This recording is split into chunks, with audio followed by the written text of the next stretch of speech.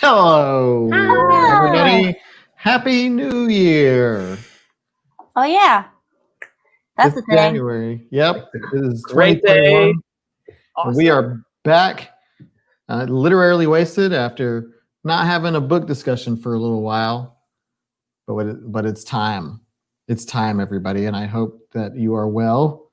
The sleepers have awoken. Yes, we got some people feeling spicy. Talia. And for some reason, our webcam is making us look like we're actually on the planet Dune. Yeah, for real. Turned really yellow. Oh, there it goes. Wait, I don't know. Oh, hello, Tammy and Cindy and Brady and Brittany and Julie and Nikki and Jennifer and Laura and Rebecca and Jean and Julie and Abbott and scrolling Lisa Jean's Fair, Deirdre, Laura and Katie Shanty, Dan, Jean, Hi, Anthony, Aaron. Brittany, Julie, Brian, Emily, Aaron, Brenda, Laura, Matt, Yes, Laura Mike, is Anthony, Kim. Okay. excited for book talk. Matt says we're still here. Book. Talk. Happy New Year. Love Talk. this shirt. Yes, this shirt is actually the first. I was gifted a Star Trek Shirt of the Month club for Christmas. And this is my January shirt. So you'll see, maybe just be Star Trek year for me. 2021. For 2021. Yeah. But we are not here to talk about Star Trek, although inevitably we will. Blah, blah.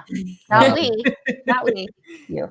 We're here to talk about probably the classic of all classics, Dune. And with that, we've got Chrissy with a recap, just a brief recap. Brief-ish, yeah. Brief-ish recap, so we can all be on the same page.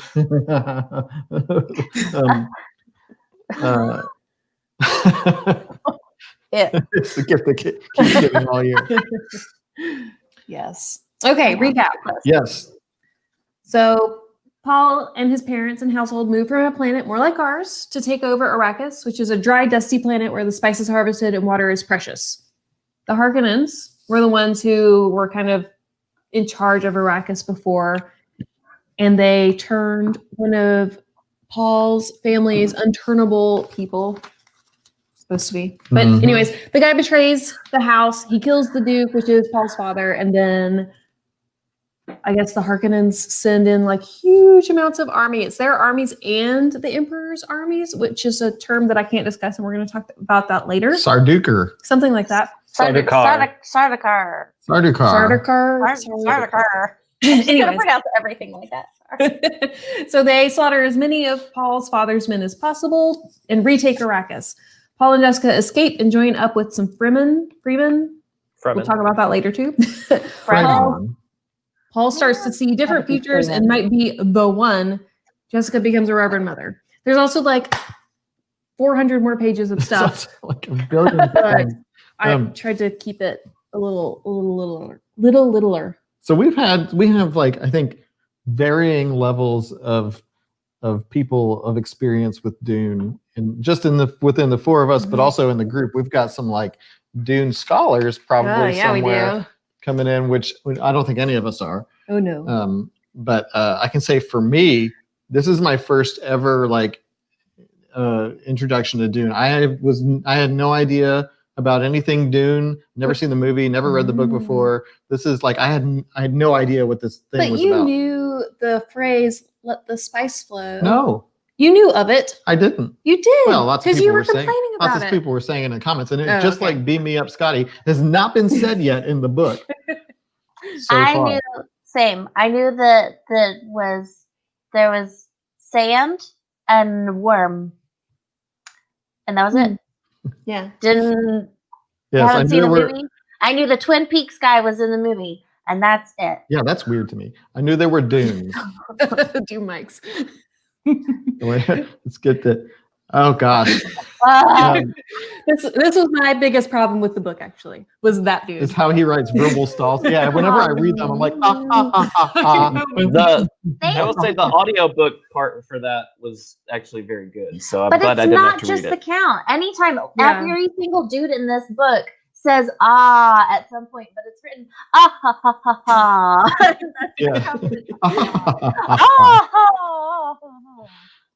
So we've got people loving Matt Scalise. He is into it with periods. Nikki says, Walt, loving yes. it too. Sting, So I guess we should. Sting played Fade Ralpha. Who? Fade. Who? The, Okay, you have to understand this is going to be difficult because everyone's going to start saying things out loud. And I've been pronouncing things in my head. So even though I might know exactly who you're talking about, I don't know who you're talking about because your mouth is saying it differently than my brain said it. So I don't know what you're talking about. There were even times where my brain said, like, I'm just going to look at this word and it's not even going to make a sound in my head.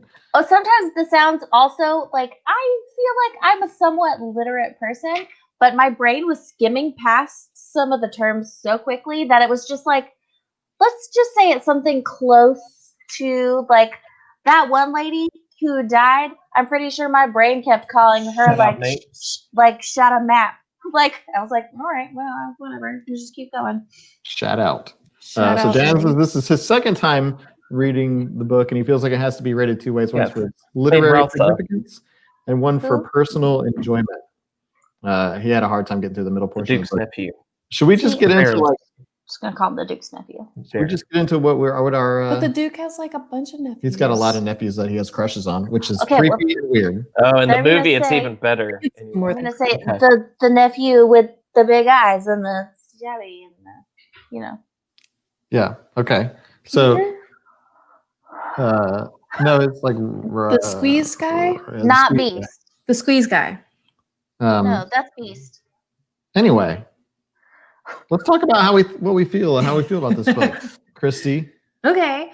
Well, I'm really liking it. So I've actually read it before. I listened to it in 2012, and I did not remember anything about it at all. That's fair. And then I'm pretty sure I've seen the movie, or at least pieces of it, because I just remember like one scene of them in caves and there's water involved. Which I feel like that was the thing. Yeah. We read that part. This is the thing, not a spoiler. Well, it's a spoiler if you didn't catch up. But yeah, so I really kind of went into this fresh, and I read the book this time instead of listening to the audiobook, and it was great. I felt like it was a lot of pages and a lot of words to tell not a lot of story, actually, for the amount of pages. But I'm really enjoying it. Cool. Yeah. Neat. Oh, fair. There's like no way there would have been like a 18-hour movie. Yeah. Well, also, like, I kept thinking Adam was way behind me, and he would tell me where he was. I'm like, oh, you're like right behind me, because it always felt like he was right behind me, but he Always was like one step behind. But he was like way behind me. Yeah. I didn't think this was going to get brought up so quickly, but yes, that Oh yeah. was brand new for me. I can't think of any other book that I've read where literally paragraph to paragraph, and the paragraph can be like 2 lines. The narration jumps from character to character to character. Well, and it's all also on within the one same page. paragraph, which is crazy. Like, it's just like sentence after sentence. It's weird. And then sometimes I would get confused about who is saying something because the way that he would phrase it, instead of being like, Jessica said, blah, blah, blah, blah, blah, he'd be like, the Duke postulated, comma, said Jessica. Like, something about the phrasing was really strange sometimes. And, well, that sounds handy. Okay, But, like, that's yeah, great. sometimes I couldn't even figure out who was talking until the end of the sentence. Well, I, being this, knowing sort of what place it has in the annals of science fiction, I'm enjoying it. I'm enjoying the story. I think it's interesting. And having now read the first 2/3 of Dune, now I know where like literally all other modern science fiction comes from. Because like I'm seeing like references and I'm like making references to literally every other thing that I've seen. I'm like, oh yeah, this is Star Wars. This is it's like blah blah blah. Like there's some like this came out in like the 60s, like the mid 60s or something. So it's like I'm reading this and I'm like, oh yeah, this has influenced basically everything. Sorry, I'm responding. I'm in my head. I'm responding to people's comments. So I agree with Brandy Stroud on something that she said, but also Mike was saying is Zendaya playing Chani or Chani. whatever. And yes, she is. Yeah, so I agreed with this super hard, and there were two really definitive moments where I actually stopped and thought about it. Because I will say I'm enjoying the book too, but it's also, I will say, I don't think I've ever had to mentally, like, usually I can sit down and I can just blow through half the book, like in one sitting. And I had to take so many breaks, not intentionally, I just kept getting distracted.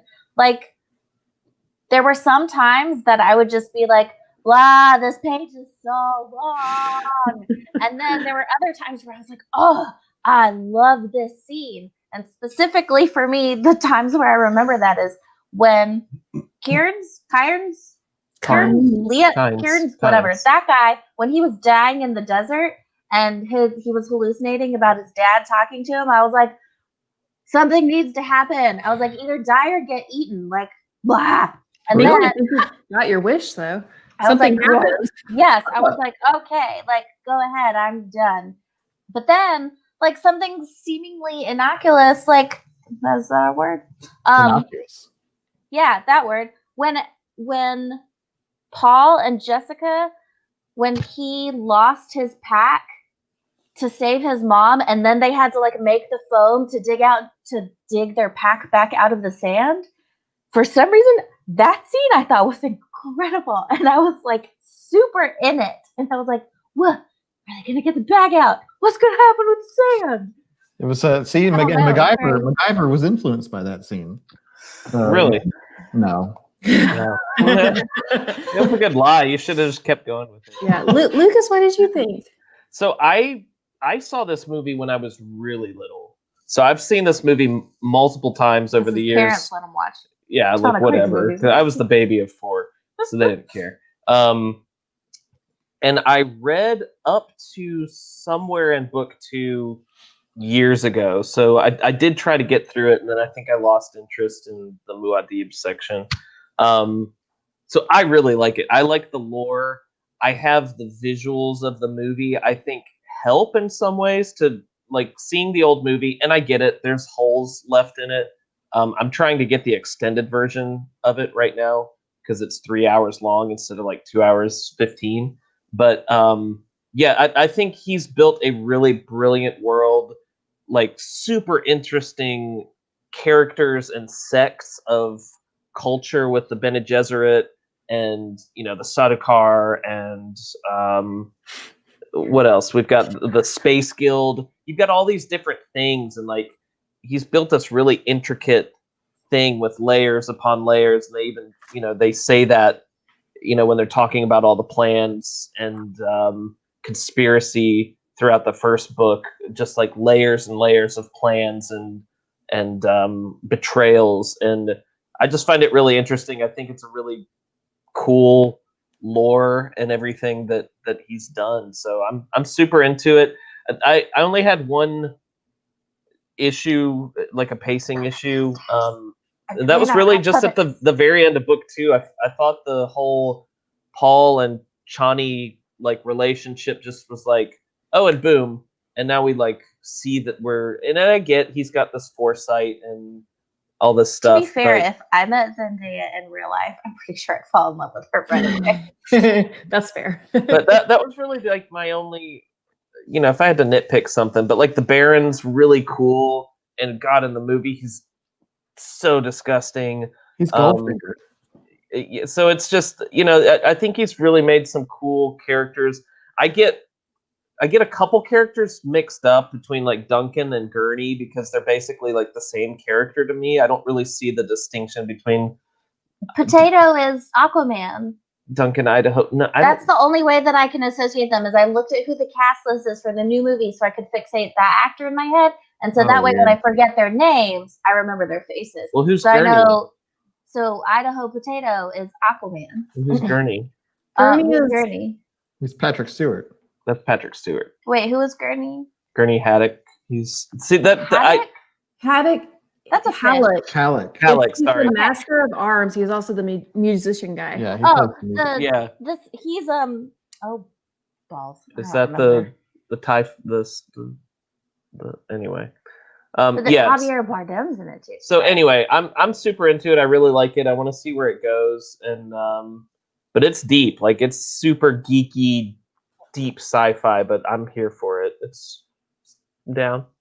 Yeah, I agree with you. I think like one of the things that I've like one of the reasons I get distracted from reading is because I stop and I'm like, holy crap, this guy has like an imagination on him. Like this, like the way that he has like not only developed this very complicated world or universe of like political factions and ideologies and religion and mysticism, but he's also like coming up with like he's writing like the little blurbs from another book at the top of each chapter, and he's also coming up with like song lyrics and poems and like actual sayings that are like good advice, and like man, this guy's really impressive. And then I'm like, oh no, I've just read a whole page and I don't know what I read. That being said, dude also spent 6 friggin' years creating this universe and writing this book. Oh, really? Like, That makes me doing feel so nothing. good. Doing It nothing shows. else. Like his wife, I read about it. Like his wife got a job and was like the main breadwinner so that he could write. And it's either 4 or 6, but I feel like Tell it me was more. 6. He legit spent 6 whole years. Like I've going never insane spent and 6 years creating doing this anything. universe. No, either. Well, Well, debt. What? Well, I'd love to talk more, Lucas, about what your big problem was, which was, I guess, Paul and Channy's like really fast relationship. But I feel like for me, it was totally justified because they all took the water that made them all like be able They to were high. share. Yeah. Well, yeah, but they could also share what each other was thinking, and so she was able to feel the future with Paul, like from Paul. kind of So I cut feel- through it. Yeah, I feel like they already had that base just from like Tribby. those. I could get behind that. I think that's such a weird chapter anyway, and you're trying to It figure was. out what's going on with Jessica, and you know that something's going to happen with her unborn daughter taking. It's like, oh crap, you took this like drug drink and transformed it within you, and now you're a mother hen and all this great stuff, but like Mother Superior. Mother You're Superior. Catholic. You should remember that. so That's anyway, nothing. like it was. I feel like in that chapter it's so much about Jessica, and then he just kind of sneaks that in at the very, very end that it was just like, whoa, what? I didn't really have time to process it, and then we're done with book 2. So I think that was really the only reason. It was just like it was kind of abrupt, but you make me feel better saying it that way. Well, But I and think- not just that, but his whole thing was the visions. Like he had been seeing her for a long yeah. time. So in his Yeah. brain, he already knew her. And so when he finally saw her in person, it was like, for me, it was a mental click. Ew. Yeah. That was weird. That was weird. I didn't have a problem with the relationship. I actually thought like, so both books ended with Paul having a huge like LSD acid trip or something. Like the first one, like that was like a big like moment for me reading the book was Paul's like just like seeing all the things and like going through all this stuff and just like saying basically like revelation after revelation. He's like, where are the Harkonnens? And like was just like, whoa. That It was reminded me of like watching a play, and it's just like the big moment before they drop the curtain and send you to intermission between acts. I was like, oh, makes me want to come back. Like, and then it was the same kind of thing for the end of book 2, when you have Jessica going through everything that she's going through. Literally like 20,000 people. Which how do they fit them all in? I have no visual for that. I do. They- The whole ending thing, it looks like the second Matrix movie. I hated that movie. And then it turns into the big orgy. It's the same thing. It's the Matrix movie. That's true. They're in the big cave, That's and right. then they have an orgy. Well, see, Dune inspired the Matrix, but the Matrix has the whole like philosophy behind the one, and it's Star Wars, and there's so many. I was just like reading all the things, just thinking all the things that, like, oh, this is where they got that from. It's basically Dune, but like they had 20,000 people sharing experiences. Paul was going on another like prescient mind trip, but now he's sharing it with Johnny. It was just like, whoa. He legit calls it an orgy though. Like he's like, let him have the orgy. It's cool. That was the lady, the old lady. I know. said that. Just like it's cool. Like Yeah. But we got to catch up, so let them go do their thing.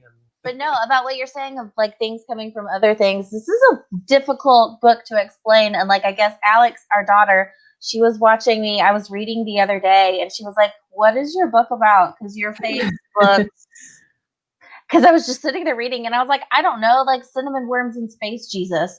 And that's all I could think of. At that point in time, I had not hit any other part of the story that was more clear to explain. But I do think the pacing in book 1 and book 2 for me and how I read it was the same. Like in book 1 and book 2, I started out very confused, being like, I don't understand every third word. And then I would get to the middle and I'd get really into it. And I was like, I'm really digging the story. I'm really loving everything that happens. And then there's that weird transition at the end of each book where it's like, feels like a hard switch where something super trippy happens and we aren't given an explanation except that his brain just went and all of a sudden it's like, here's all the answers. And I was like, what? Yeah. And so I wonder if book 3 will be the same for me.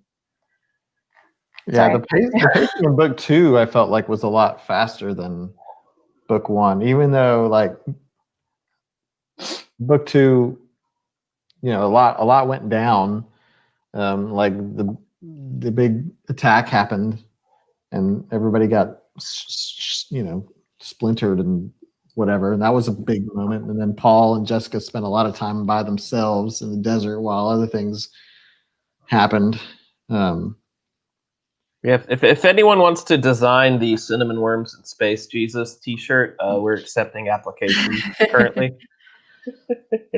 I think it's really interesting how Paul's power is a kind of a weakness. Like it distracts him and it frustrates him so much and it makes him like hesitate a lot. And I think that's really interesting, especially for when he first it first opened up at, I guess, at the end of book 1 and he seemed all powerful.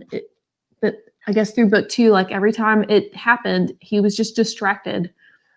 I think he describes it pretty well when you're trying to grasp this, like, what is it like to have that vision? And I felt like he described it really well, where it was like, it wasn't even like a blink of an eye that all this happened to him all at once. And he's able to, he can see certain things, but he equated it to being in a valley or, but it's already becoming a weakness. I know, he but acknowledged that too, because he's becoming now reliant upon it. Yeah. We're just gonna have to see what happens. Yeah, we will.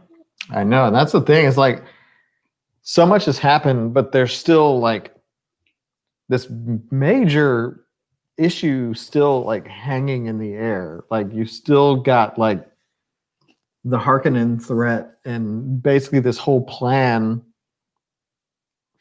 for, and I'm kind of confused. I'm going to say that I never looked at the appendix, which I'm also proud of and also stupid for not doing. So you've got this like grand scheme, right? So you've got the Emperor who's in charge of everything. And the Emperor is working with the Harkonnens. Yep. And Ben Gesserit. No, he's so he's working with the Harkonnens to destroy the Atreides. So the people or the planet? I forgot. That's the people. The people. The okay. Atreides. The people are the AT word, and Caladan. the planet is the AR word. Yes. Okay. Yes. So there's a spice that's worth a lot. They're trying to control the spice for Cinnamon worm reasons. powder.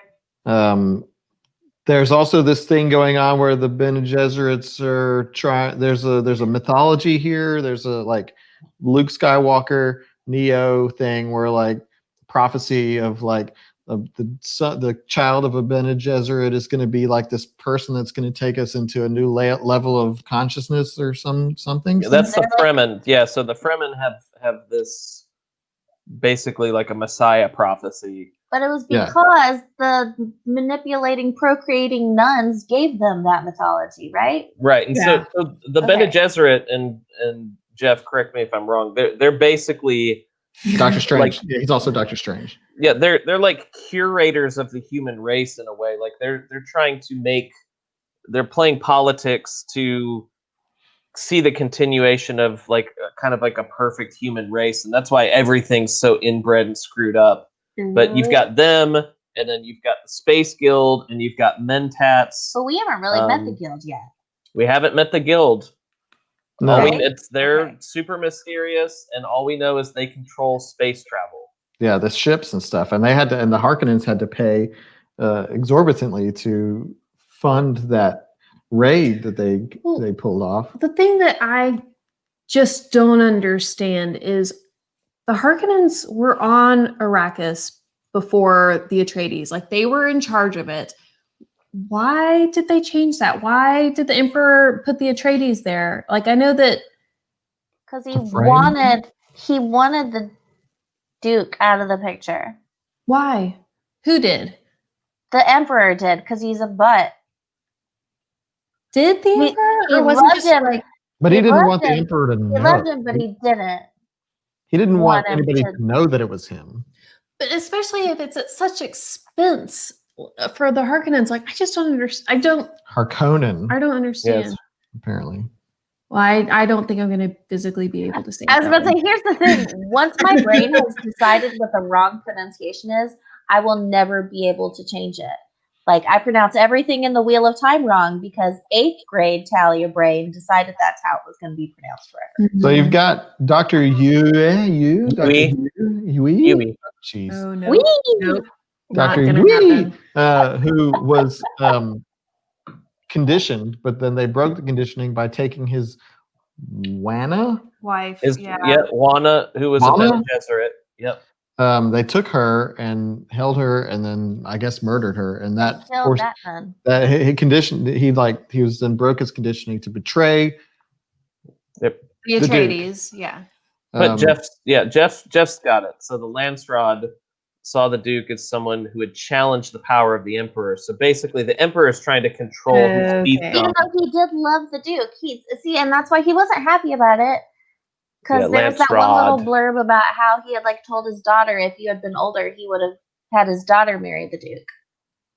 But Right. So didn't it's all a because power But play, but now- he doesn't have any male heirs because, again, correct me if I'm wrong, because basically the Bene Gesserit like controlled it that way, and that's why Jessica is kind No of boy seen like children for a you. rebel because she had a male. She sired a male line. Someone, Yeah. male. what? Right? but like, I mean, but- it's okay. all breeding. Like it's weird. but they're trying to selective breed so that they can create the right genetic mix for this Neo Yeah. like character, and they think that now that they think Paul and Jessica are dead, so now they think that Fade Routha I say Fade Yeah, Ralph. Fade Routha. Fade Routha is the Uh-huh. one, The creepy kid. the nephew. But Yeah. I mean, even the Fenring said, like, don't assume someone's dead until you see their body. Like, I think that was the Fenring Ben Gesserit. The wife of Who? Fenring. The couple at the end that goes, ah, ha, Yes. ha, ha, ha, ha. Yeah. That dude. His Ben Gesserit said, like, they said that they thought that Paul was dead, but she's like, there's a Ben Gesserit saying that don't assume they're dead until you see the body, and even then, it's not guaranteed or something. So, like, there's the the doubt count there. also said, y'all have a saying for everything. Yeah. Yeah. Yeah. I thought it was Fade Rotha. Was that Routha. Ralph? Fade Routha. Fade Ralpha is out. Yeah. I also think it's really interesting how the Harkonnens are definitely such an important part of the one, like the genetic line, because that's where Jessica came from, which was Paul's revelation. And so they have it's either Paul or Fade Routha in like the Ben Gesserit size. But the Baron is like a fat, grotesque. He's Goldfinger. But there's also, I mean, he has a lot of strength and power. So He does, He's but he gross. needs suspensors to Yes. carry him around. well, and it's also so interesting when they were talking about like Harkonnen world or in the cities, how it was like decked out for the Feyd-Rautha's birthday, but then like if you went into the alleys, you could still see all of the filth and everything. Well, they were also like arming up, like they had like a bunch of security and stuff. Yeah, they were like worried and stuff. So all is not well there. Yeah, and Fenring even warned Baron Vladimir, like, hey, we can do the same to you. Mm-hmm. Did anybody else want to vomit real hard when the Baron talked about what pretty eyes Paul had, and then you think that Paul is his grandson? And he's also like crushing on his nephews too. So. It's gross. And in the movie, I'm telling y'all, I really like the movie. If you hate the movie, that's totally cool. But like, I have fond memories of the movie just because it's it's like that perfect 80s, like they did real sets and real lighting and like real sci-fi stuff where it looks really cool. It's basically like take Blade Runner and put it in this story. It's really well shot, I think.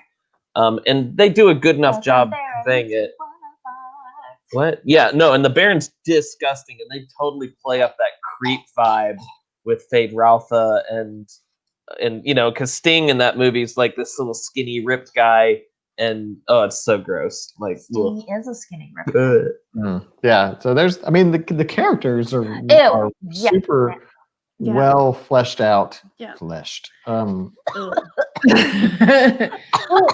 And also just how screwed up the Harkonnens are just in general too, because like we talked about the city and we talked about the Baron, but like Feyd-Rautha's birthday where he like apparently it's sport to kill a drugged up gladiator, like that bothered me so much. What's even the point? And he has other people there who like do it for him. They like shoot barbs. They like hook the dude's already super drugged, and then other people like hook him with barbs and hold him, and so all he has to do is like poke him with a poisoned. Get a normal hobby. This particular gladiator wasn't drugged. He was one of the Atreides soldiers, and they didn't drug him so that they could somehow frame the slave master. I didn't know what their end game was. That whole chapter was just kind of like I kind of fell asleep during it. Yeah, it was exciting. It was exciting, but I woke up for the fight. Yeah, it just spelled out more of like their culture to me, but I kind of missed some of the context of what he was actually trying to spell out. Yeah. I mean, they didn't go very deep into it. It's either like it's just a power thing because they mentioned that Feyd-Rautha could replace the arms master with whoever he wanted, and then also I'm assuming it's going to come into play for book 3. Jeff has a good point. It's like bullfighting with humans. He's basically like, and then he stabbed him in the deltoid. Ooh. Yeah, but he left him in there, and that actually protected the guy for a second. Yeah. He was like, I stabbed him, but I stabbed him in the hook. Yeah. Yikes. And I'm disappointed. That what's-his-face thinks that Jessica was the traitor. A lot. Yeah. Howat, yeah. The H1. The other one's also an H1. Howat. Either way, I'm disappointed in that, and I don't like the idea that he is. Oh, yeah. Okay, no, that makes sense, because I remember that it was Hawat's masterminding the whole, like, not drugging the gladiator and all that stuff. Yeah, but I don't like it, and I don't want the Duke. I'm sad that the Duke is dead, and I'm sad that Idaho Potato did not get a satisfying death. The deaths in this one really, to me, are not satisfying. Like, trust, it's always a bummer, right? Like, when a character you like dies. You don't want to see them die. But you hope that they die with some glory. The tooth. Right? That they get to take a bunch of people out, or that you get some sort of closure. And it was like, and then Idaho Potato just disappeared in the hallway, and he's gone. And that was the last we heard. And, like, those aren't satisfying deaths for me. I find that. I mean, I don't know if this was designed to make you feel satisfied at anybody's death. Well, I just want some satisfaction. And it kind of is. It's just like, this is, I think it was part of the ongoing, like, massacre that the Harkonnens were committing. And it's like, and Duncan was he was kind of a weird guy initially because he's the one that came back drunk, remember, on spice beer, and he was like, this Jessica slapped him, and they were like, he was kind of embarrassing. But I was sad about Kynes. Kynes had a glorious death. I mean, it wasn't like, but no, he didn't go out and like killing anything. Like it was kind of a like, they devoted a whole chapter to his like dealing with his father issues. Like, there was a lot of character development in that chapter right before his death. Right before he fell into like the spice explosion. Hole. The spice hole. I really wanted him to live too. He was such a huge character for the planet.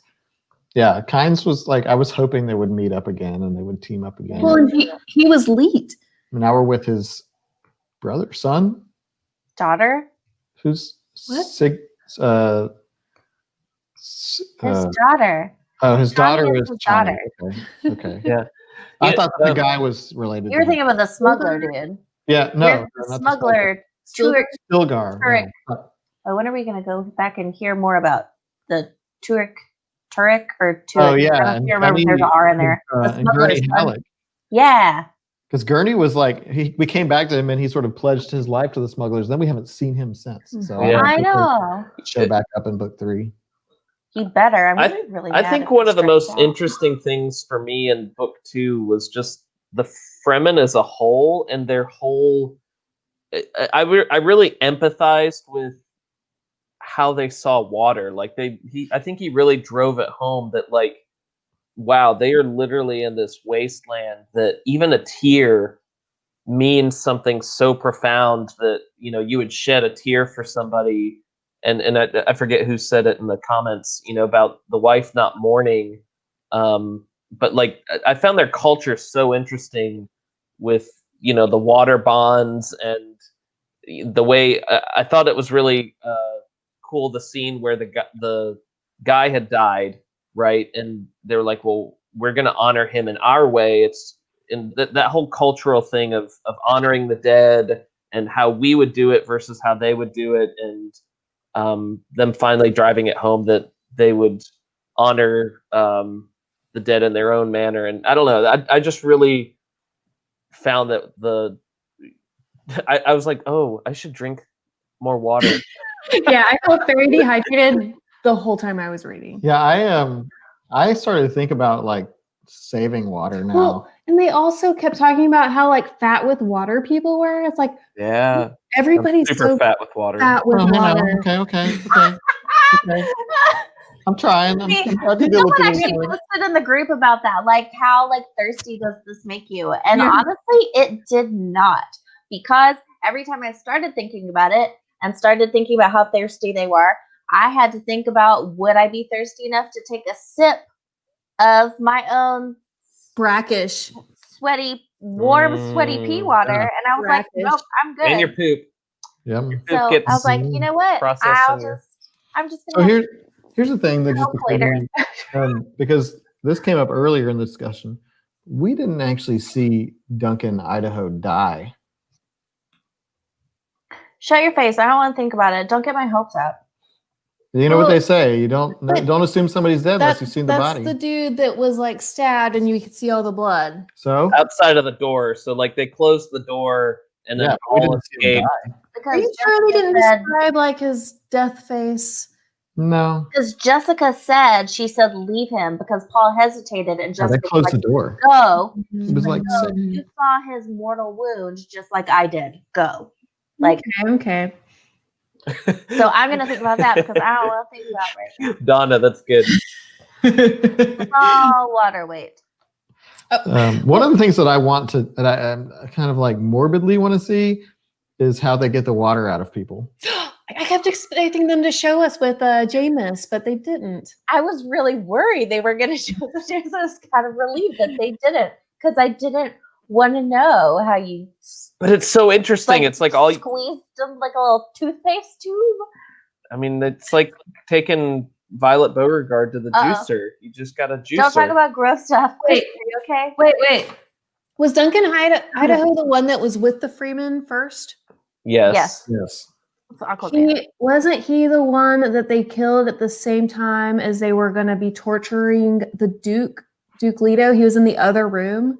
No, Because they Duke even wasn't in the other room. No, the Duke was in the room with the Harkonnen dude, and they were about to torture him. And there was someone in the other room that was parading around with the Freeman, and they were torturing him, and he died. And I could have sworn that was him. No, No, Potato Duncan made was it to the Kynes place.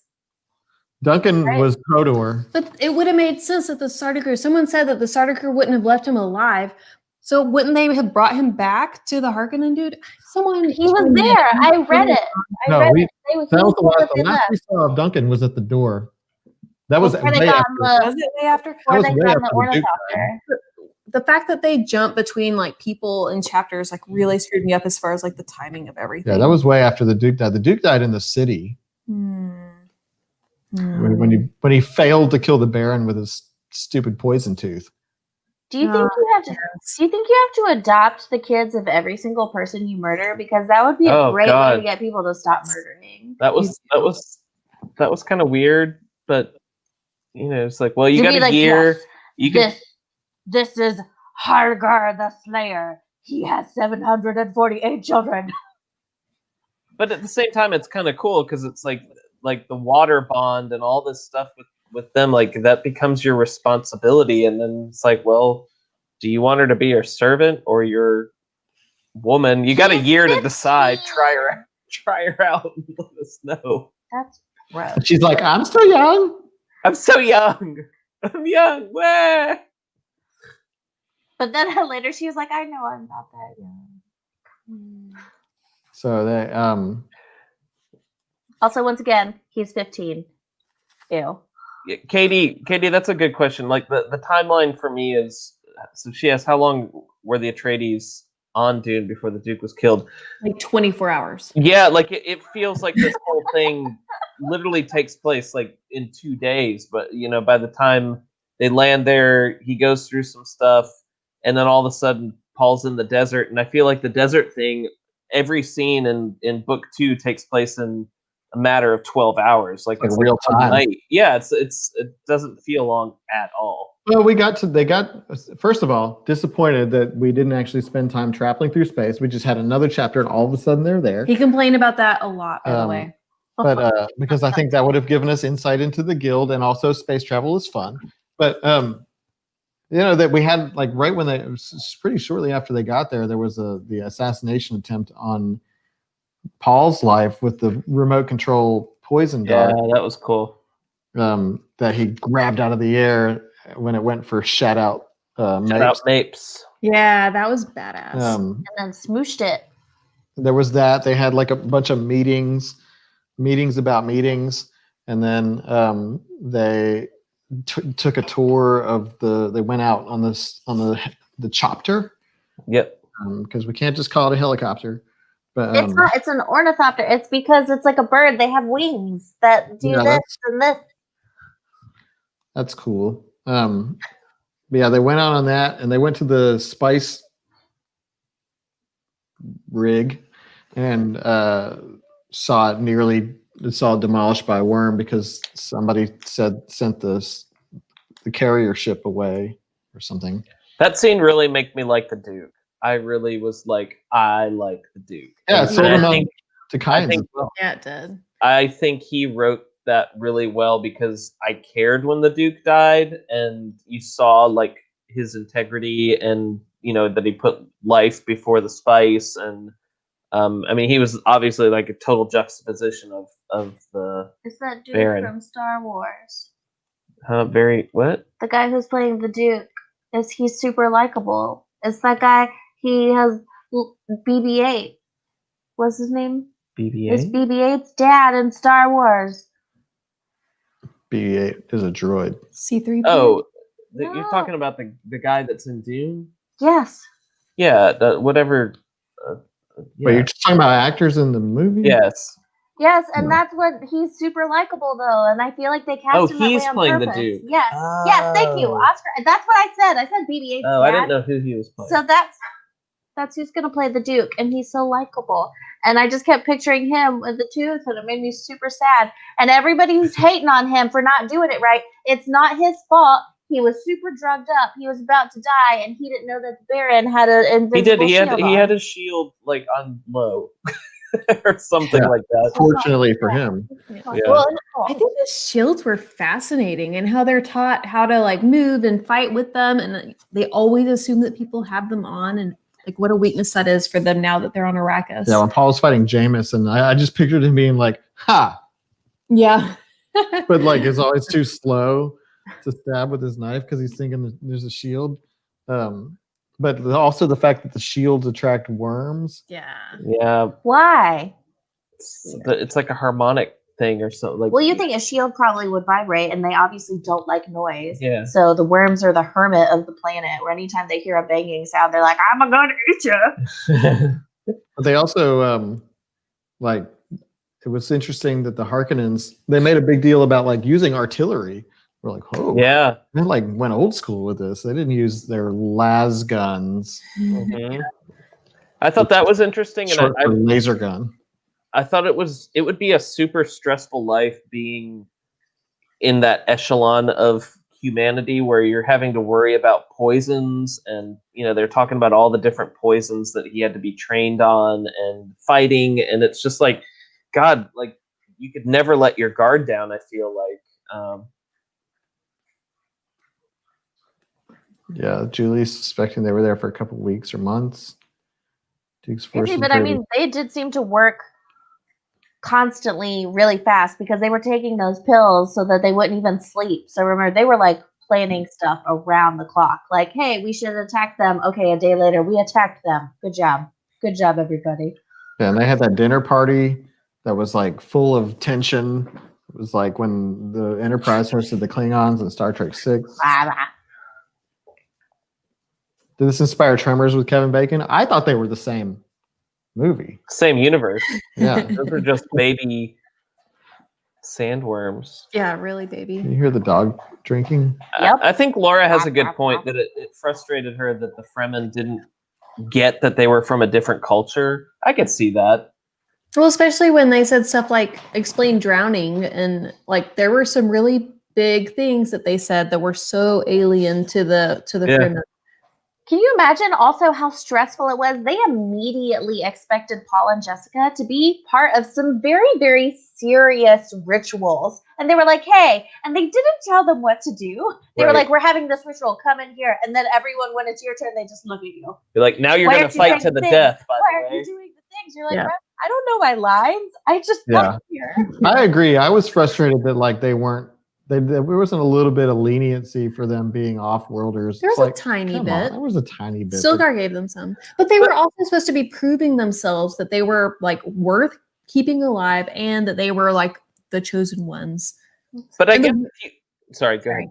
Oh, No, and the weirding way was really interesting The too. weirding ways. That is weird.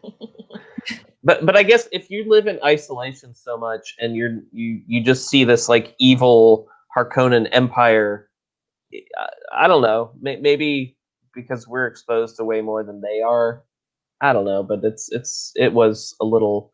It's like, oh, and by the way, we're making this circle. You're gonna fight to the death, and if you win, you have to take his water and his woman and Yeah, his they kids. didn't tell him any of that beforehand. Yeah. Had a weird moment where I saw your dog curling up behind your shoulder, and I almost just went like, Hubby, he's not here. The dog. Yeah, they didn't say that. They were like, all right, cool. He just thought he was going to fight. He didn't even know he was going to have to kill him until he was already halfway through the fight. Yeah. And then, by the way, you have to kill him. And then after that, you have to drink his body juice. And here's his wife and kids. Yeah. Yeah, you really won there. But I think one of the things that's still sort of looming for me, because Paul is basically the main character, the protagonist, Paul and Jessica.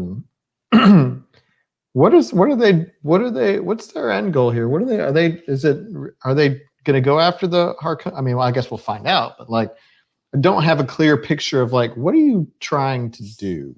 Are you talking about the Fremen?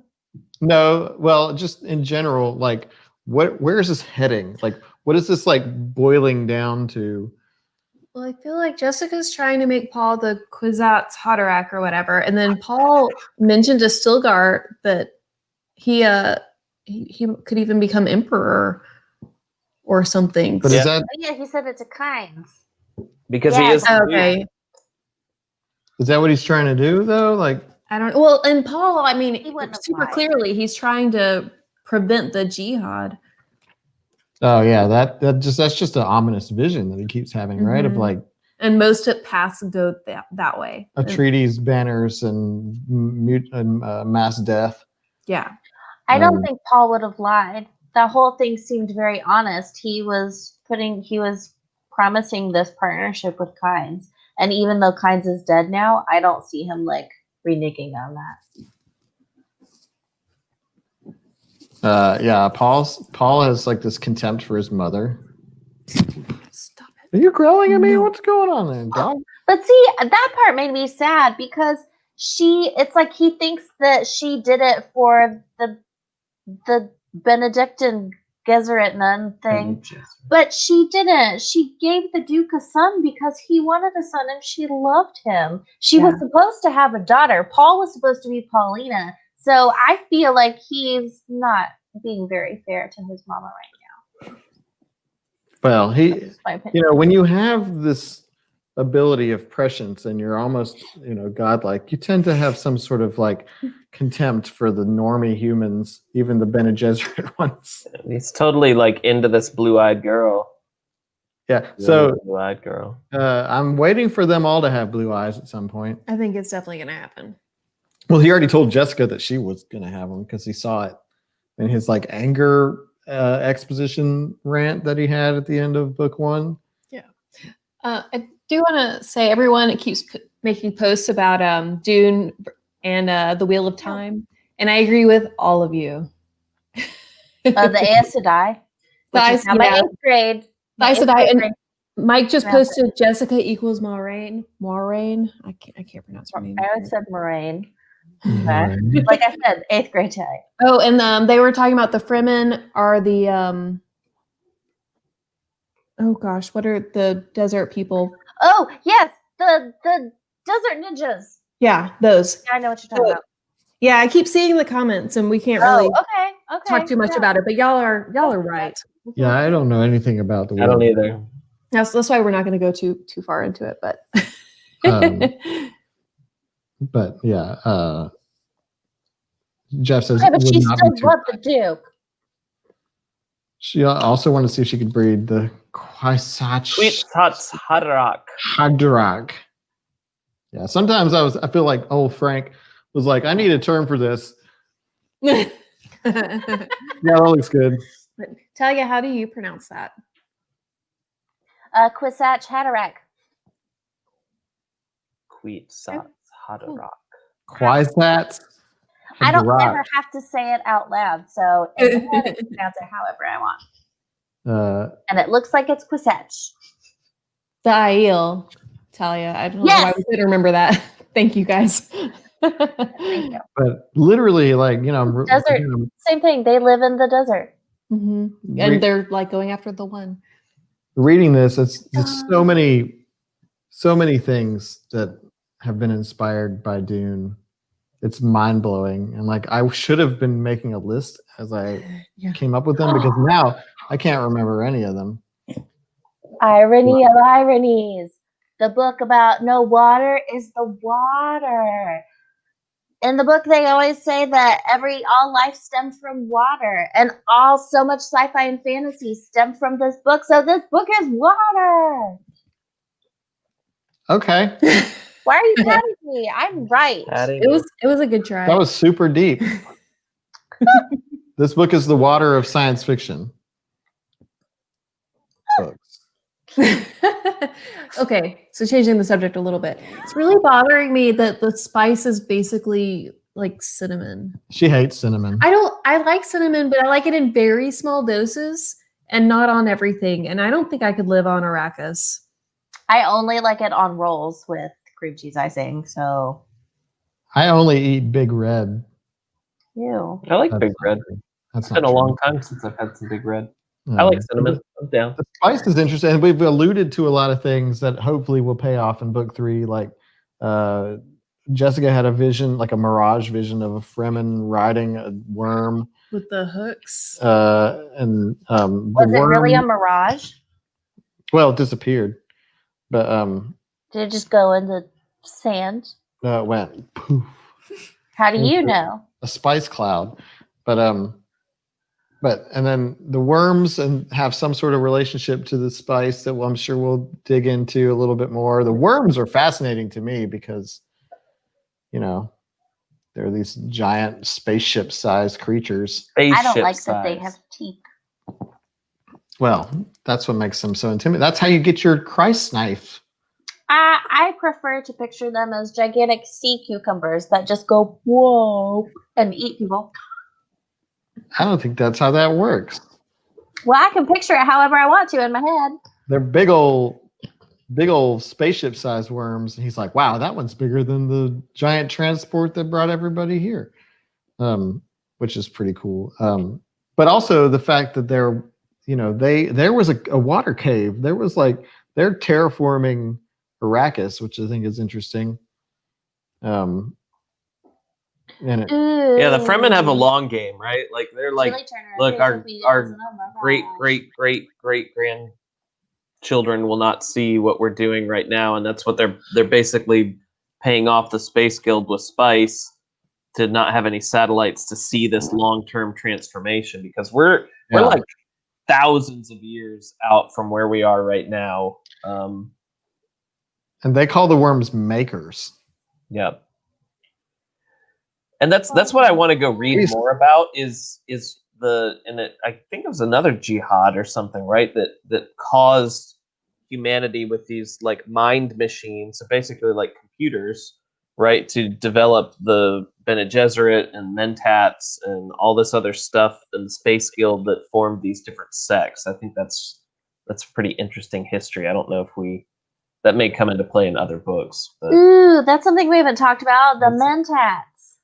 What is that about? Those are Vulcans. Yeah, they're basically like I like calculus. human supercomputer strategists, and they get employed as like strategists. And Okay, but how come Paul's Mentat just like all of a sudden he's like, oh, there it is. Now I can do calculus real quick. Well, there it is. Mentat training, I think, right? Because there was a Mentat. Yeah. Who, Paul? Yeah. Yeah, Paul has had Mentat training. Yeah, he's had training in like a little bit of everything. Yeah, he really has. The one. His upbringing is kind of incredible. He's never been a child. Jihad. I will say, speaking of the training, I did think I was torn. I thought it was super, super interesting, but also like kind of crazy to see how like deeply ingrained this manipulation is for the Bene Gesserit women or whatever it is. Like Jessica, when she saw that Paul beat Jameis and instantly was like, I have to teach him this moment. And Wedden was like, now you're a killer. Like, how does it feel?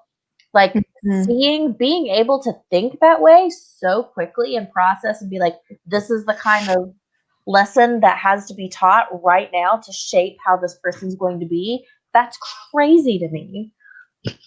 Joe, bless you for always bringing up the Calcutex.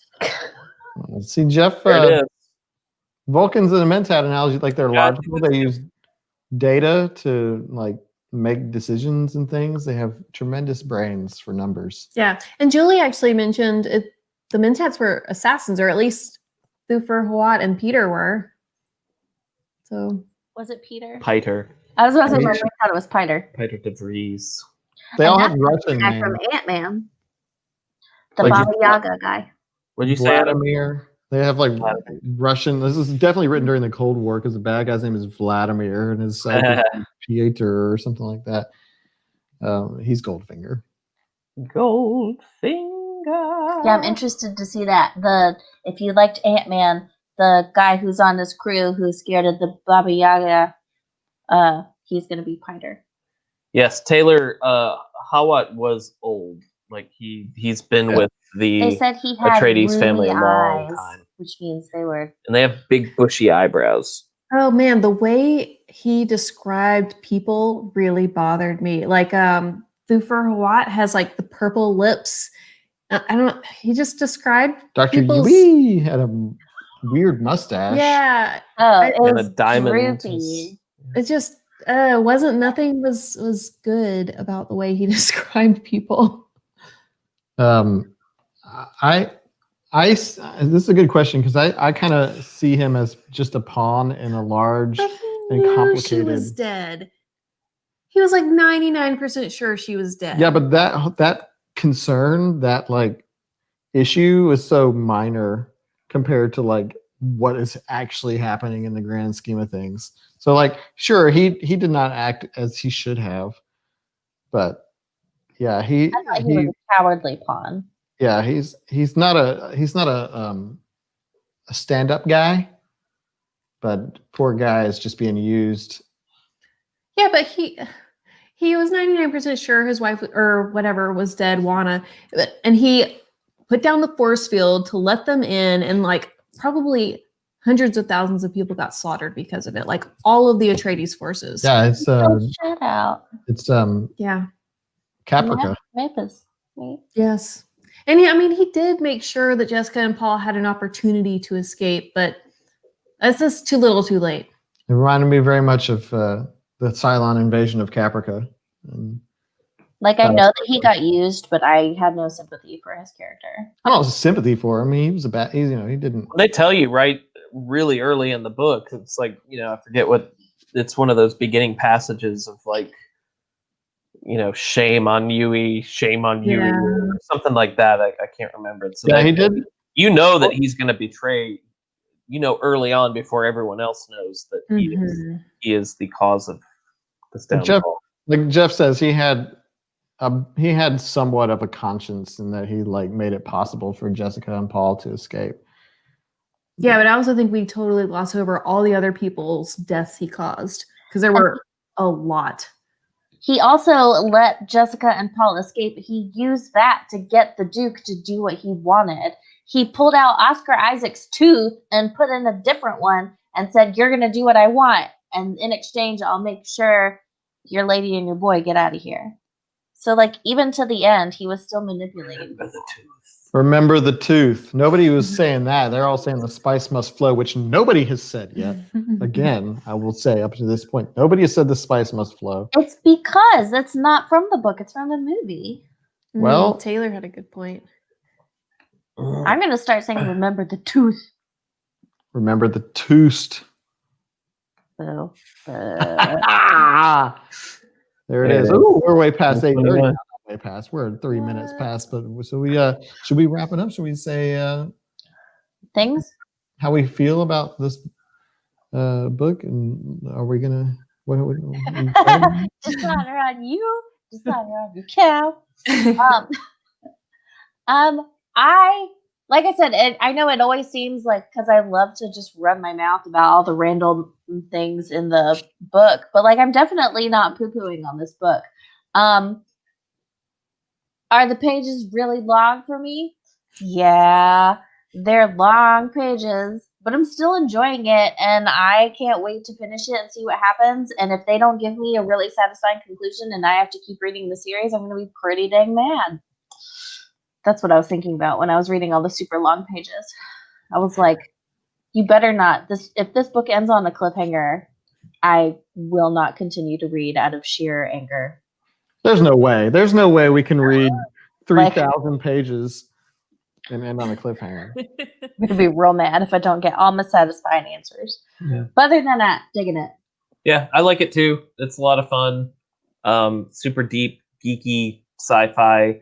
I'm really looking forward to watching the extended version of the 1984 film. Like that's kind of like my cherry on top that I want to get through this and just see the visualization again because it's been a while. But yeah, I like it. I like the audiobook enough. I have a few qualms with it.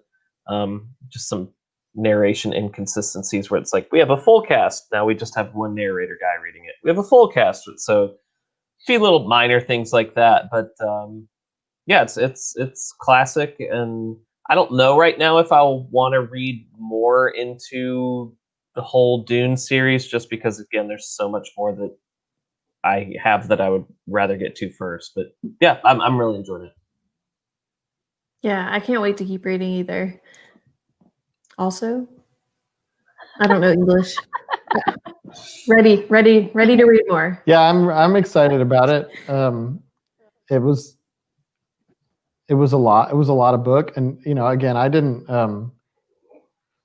do what I should have done, and we gave 2 months to read, but I started like really late, so I spent a lot of time feeling like reading this was homework for me because I needed to get to a certain point in a very short amount of time, so I had to not leisurely do it. But It's fine. it's I'm glad that we're doing it because this is so classic and it's so influential, and it's having not known anything about this book, I'm really into the world. So yeah, I can't wait to see what the last third of the book brings. Yeah. I agree. I was thinking that earlier when I was reading it, the other day. I was like, you know what? No matter whether I end up liking this book or not, I'm going to be really glad to have read it after the fact. Yeah. There's a discussion going in the comments about, do you read the quotes at the beginning of the chapters? I do. Oh yeah, you got to. That's just lore. I It's read lore, them, brah. but I don't try to understand them. Oh Okay, yeah, but I definitely don't understand them, but I read them. I think sometimes it sets the tone for that. Well, the Yeah. chapters in the audiobook more so than certain ones set the tone a little bit, but some are just like, what? Okay. And they also foreshadowed the Duke's death, or sometimes straight up said when the Duke died, you're like, oh, well, this is coming.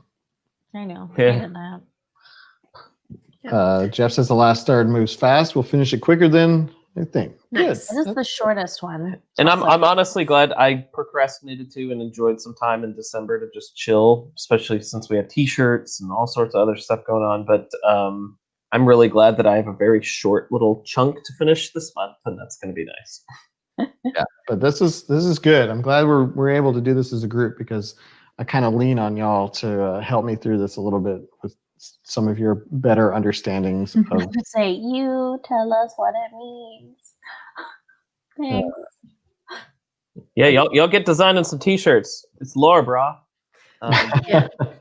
And some people had asked about the poll for February. Yes. It is coming up this week, probably. Yeah, by the end of the week we'll put up the poll. Sorry, we usually have the poll up before this discussion, and then we'll say what the book is. But we're a little bit behind. It's okay. We're not actually behind. We're ahead. So usually we would do it the second week of the month, and we're in the first week of the month. So things are just structured a little bit different for January. That's Yeah, there you go. Yeah, this is intentional. So, so yeah, just keep a lookout for the poll. We're going back to under 550 page. Yeah, February actually might be a short month. Short book month. Well, it's a short month anyway. It is a short month. There you go. Shortish. That's the theme. Shortish. But we're super glad to be back doing book discussions. We've got a lot of fun stuff planned for 2021. Oh yeah. So, yay! Happy New Year again. And is there any? It's 2021. 2020 fun.